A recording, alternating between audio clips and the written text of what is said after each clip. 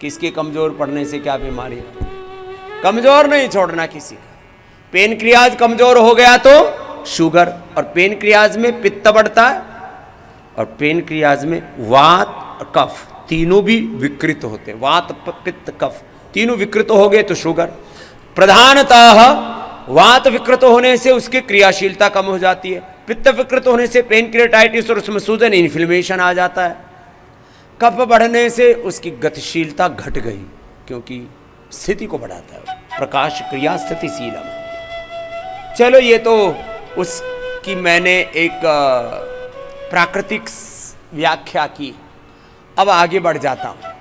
पित्त बढ़ने से बीपी बढ़ता है, कफ बढ़ने से थायराइड भी बढ़ता है, और कफ बढ़ने से कोलेस्ट्रॉल भी बढ़ता है, गांठे भी बढ़ते हैं, वेट भी बढ़ता है, बहुत कुछ बढ़ता है। चलो अगली बात, तो ये वात पित्त कफ रोग नहीं रहने चाहिए।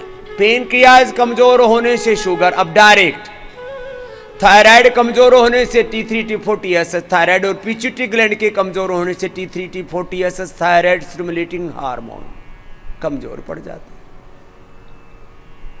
फिर हार्ट कमजोर होने से हार्ट में ब्लॉकेज जम जाते हैं। तगड़ा हार्ट होगा तो पंप करके सब निकाल देगा। कैल्सिफिकेशन हो रहा है, ब्लॉकेज आ रखा है, इजेक्शन फ्रैक्शन कम हो रखा है, हार्ट इनलार्ज हो रखा है।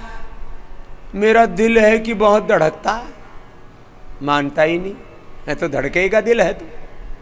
ये जो मेरा दिल धड़क रहा है, मैं तुझे दिल से प्यार करता हूं, ये सब झूठी बातें। कोई दिल में प्यार पूर्ण नहीं है यहाँ। सब कुछ आदमी दिमाग से करता है, वो तो रिफ्लेक्शन हो जाता है धक धक धक। जब आदमी उल्टा पुल्टा करता है तो माथे पर पसीने आने लगते हैं। किसी को ज़्यादा जब मन में बेचैनी होती है ना, तो किसी को बार बार शुशु आती है, किसी को बार बार टॉयलेट आती है, किसी के हाथ कांपने लगते हैं। ये तो अलग अलग। खैर फिर हम डीपली चले जाते हैं थोड़ा वापस। ये बीपी शुगर थायराइड बताया, पित्त बढ़ने से बीपी बढ़ता है, चिंता बढ़ने से बीपी बढ़ता है, और भी बहुत से उसके कारण हैं, लेकिन प्रधान।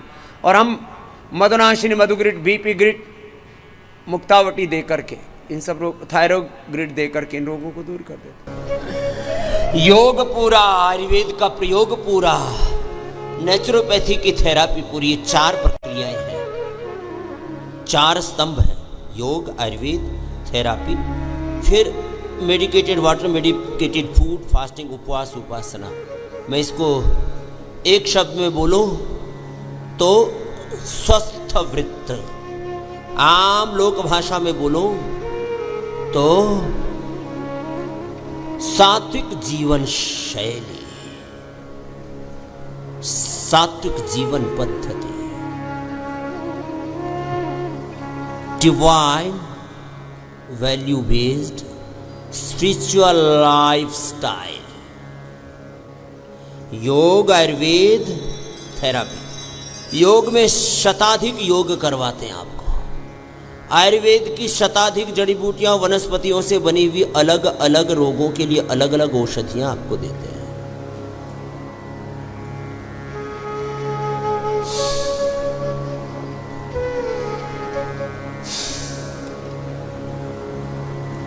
शताधिक थेरापी आपको कराते हैं, 100 से अधिक तो बस्ती ही कराते हैं।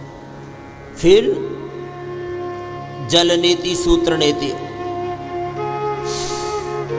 अभी तो मैंने जो घर पर भी रहते हैं, घर पे रह के मैं कहता हूँ 99% रोगों से आप मुक्त हो सकते हो मेरे साथ साथ। सुबह सुबह जल नीति, सूत्र नीति सुबह सुबह ही करवा देता हूँ मैं। सुबह सुबह गाय का घी, वर्जिन कोकोनट ऑयल या तिल का तेल पीने के लिए कहता हूँ। तिल का तेल वात रोगों में, नारियल का तेल पित्त रोगों में, और कफ रोगों में सरसों का तेल 1 चम्मच।